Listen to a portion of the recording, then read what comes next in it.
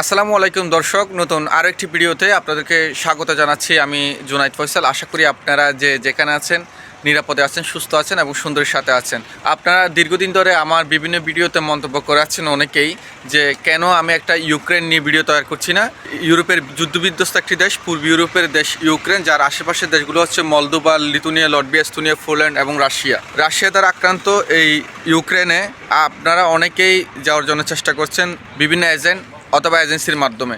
বর্তমান সময়ে ইউক্রেনের পরিস্থিতি কেমন সেটা সম্পর্কে জানতে চেয়েছেন কিভাবে আপনারা ইউক্রেনে যেতে পারবেন। আজকের ভিডিওতে আমি বলবো আপনারা ইউক্রেনে কাজের বিষয়ে কিভাবে যাবেন, কী কী ডকুমেন্টগুলো লাগবে, প্রক্রিয়াটা কীরকম, ইউক্রেনের সর্বশেষ পরিস্থিতি সম্পর্কে। আশা করি ভিডিওটা সম্পূর্ণ দেখবেন। একই সাথে অনুরোধ থাকবে, যদি আপনারা এখন অবধি আমার চ্যানেলটি সাবস্ক্রাইব করে না থাকেন দয়া করে চ্যানেলটি সাবস্ক্রাইব করে দেবেন। দর্শক, পূর্ব ইউরোপের দেশ ইউক্রেন, যার রাজধানী হচ্ছে কিয়েভ। আপনারা জানেন ইউক্রেনে বর্তমানে যুদ্ধ হচ্ছে রাশিয়ার সাথে, সেটা প্রায় 3 থেকে 4 বছরের কাছাকাছি হয়েছে। এমন অবস্থায় ইউক্রেনে যাওয়া সঠিক হবে কিনা অনেকেই প্রশ্ন করছেন। আসলে ইউক্রেনের নির্দিষ্ট কিছু শহর আছে, যেমন লুহানেস্ক, দোনেৎস্ক, কেরসন, জাপোরিজিয়া। এই শহরগুলোতে হচ্ছে রাশিয়ার সাথে যুদ্ধ হচ্ছে, এগুলো ইউক্রেনের পূর্ববর্তী শহর। ইউক্রেনের যে রাজধানী কিয়েভ এবং পশ্চিমে যে শহরগুলো আছে সেগুলো মোটামুটি শান্তই বলা চলে। সেসব জায়গাতে অসংখ্য বাঙালিরা ইতিমধ্যে গিয়েছে, বিশেষ করে সাউথ এশিয়ান এবং আফ্রিকান অনেক লোকজন সেখানে গিয়েছেন, বিভিন্ন কোম্পানিতে কাজ করছেন। মূলত সেখান থেকে লজিস্টিক সাপ্লাইগুলো পূর্ব ইউক্রেনে যাচ্ছে যুদ্ধের জন্য। ইউক্রেনে যেতে চাইলে বর্তমানে 3টি কাজের বেশ চাহিদা আছে, সেখানে ব্যাপকভাবে লোকজন হায়ার করা হচ্ছে। সেগুলো হচ্ছে কৃষিকাজ এবং হচ্ছে ফ্যাক্টরি কাজ এবং হচ্ছে লজিস্টিক এবং নির্মাণ শ্রমিক হিসাবে। যেহেতু ইউক্রেনে যুদ্ধবিধ্বস্ত একটি দেশ, সেখানে উন্নয়ন করতে হচ্ছে ব্যাপকভাবে, যা অবকাঠামোগত উন্নয়ন হচ্ছে, এই কারণে নির্মাণ শ্রমিকের সেখানে ব্যাপক চাহিদা রয়েছে। এবং হচ্ছে ইউক্রেন বিশাল একটি দেশ, ইউক্রেনকে বলা হয় ইউরোপের রুটি চুরি। সুতরাং বুঝতে পারছেন ইউরোপের বিশাল প্রান্তরে কৃষিকাজ নিয়মিতভাবে চলে আসতেছিল, কিন্তু যুদ্ধের কারণে বেশ কয়েক বছর সেটার মধ্যে কিছুটা স্লথ তৈরি হলেও বর্তমানে বিভিন্ন দেশ থেকে লোকবল হায়ার করে কৃষিক্ষেত্রে উন্নয়নের চেষ্টা করা হচ্ছে। আপনি যদি নির্মাণ শ্রমিক হিসেবে কাজ করতে আগ্রহী হন, অথবা অভিজ্ঞতা থাকে, অথবা কৃষিকাজে অভিজ্ঞতা থাকে, লজিস্টিকে অথবা ফ্যাক্টরি কাজে যেতে চান, তাহলে আপনি ইউক্রেনের জন্য ফাইল সাবমিট করতে পারেন। ইউক্রেনে বর্তমানে বেসিক যে বেতন সেটি হচ্ছে $660 থেকে $700 পর্যন্ত, যদিও ফুড এবং অ্যাকোমোডেশন আপনাকে কোম্পানি দিবে। এটা ইউরোপীয় নিয়ম অনুযায়ী প্রত্যেকটা দেশে আপনি যদি কাজের বিষয়ে যান বৈধভাবে, সেক্ষেত্রে আপনার টাকা এবং খাওয়া কিন্তু কোম্পানি দিবে। এটা দেওয়ার পর হচ্ছে আপনি $660 থেকে $700 পর্যন্ত, যেটা বাংলাদেশি মুদ্রায় 80 থেকে 1,10,000 টাকা পর্যন্ত বেতন পাবেন। এছাড়া আপনার ওভারটাইম আছে। এখন অনেকে প্রশ্ন করতে পারেন, ভাইয়া যেহেতু যুদ্ধবিধ্বস্ত দেশ, এই দেশে যেতে কতদিন সময় লাগবে? ইউক্রেনে যদি আপনি কাজের বিষয়ে যেতে চান, আপনাকে কমপক্ষে অপেক্ষা করতে হবে 6 মাসের মতো, সর্বোচ্চ আমি টাইম দিয়েছি। এক্ষেত্রে আপনার ভাগ্য ভালো হলে আর কম সময় হয়ে যেতে পারে। এছাড়া 3 মাসও অনেকে ফ্লাইট হয়েছে।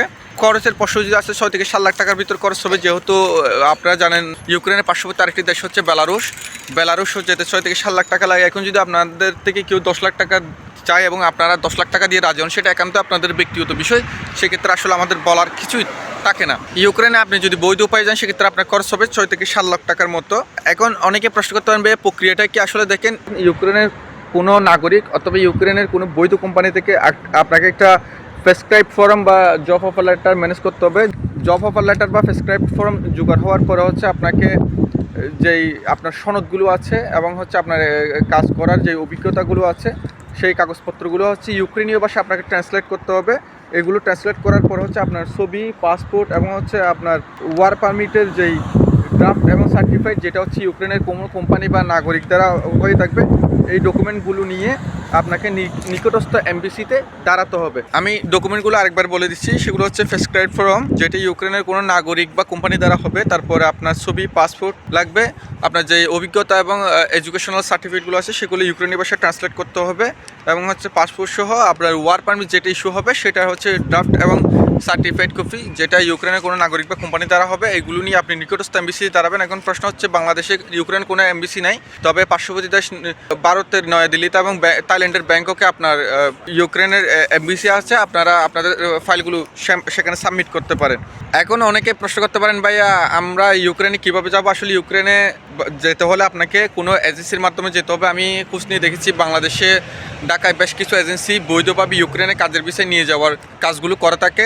এছাড়া আপনারা যদি ইউক্রেনে আছে এমন কোনো এজেন্ট বা আপনার লোক পান, সেক্ষেত্রে কিন্তু আপনারা ইউক্রেনে কাজের বিষয়ে যাওয়ার জন্য আপনাদের ফাইলপত্র জমা দিতে পারেন। আরেকটা বিষয় আপনাদেরকে জানিয়ে রাখি, ইউক্রেন হচ্ছে রাশিয়ার পার্শ্ববর্তী দেশ, এর ভাষা হচ্ছে ইউক্রেনীয় ভাষা, যেটা অনেকটা বলা চলে কি রাশিয়ান ভাষার মতো, হয়তো কিছুটা পার্থক্য আছে।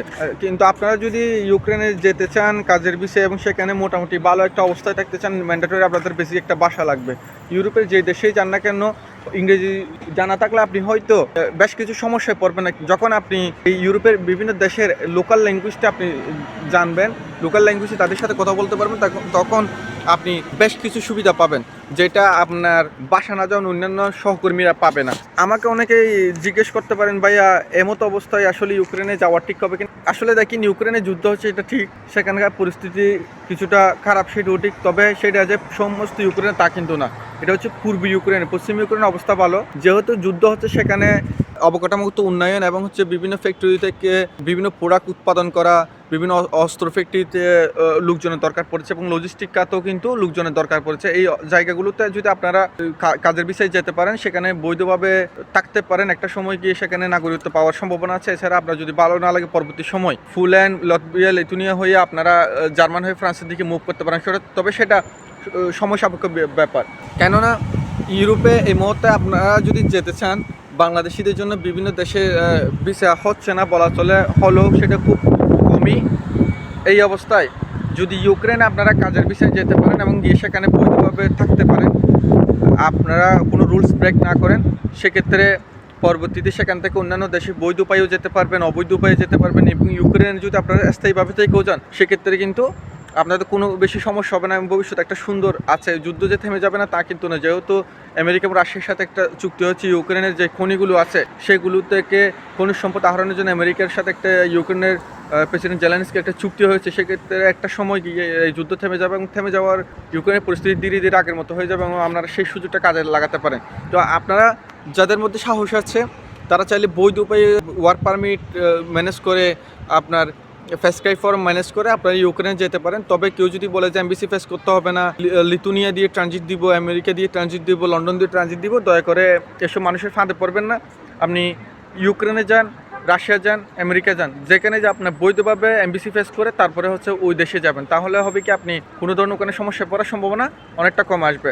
যাদের কাছে ফাইল সাবমিট করবেন, টাকা দেওয়ার ক্ষেত্রে অবশ্যই আপনারা যে টাকা পয়সা দিয়েছেন সেটার একটা প্রমাণ রাখবেন। প্রমাণ ছাড়া যদি আপনার টাকা পয়সা দেন, সেক্ষেত্রে পরবর্তীতে যদি ফ্রডের শিকার হন, আপনার কোনো আইনগত ব্যবস্থা নিতে পারবেন না। যে সেক্ষেত্রে টাকা দেওয়ার সময় অবশ্যই ভিডিও অথবা ছবি নিয়ে রাখবেন। কাজেই বলবো, বর্তমান সময়ে যেই পরিস্থিতি বাংলাদেশিদের জন্য ভিসা পৃথিবীর সব দেশে বন্ধ করে দিচ্ছে, সেক্ষেত্রে ইউক্রেনের কাজের বিষয়ে যদি ভিসা পেয়ে থাকেন যেতে পারেন, তবে বাসাটা জেনে যাবেন।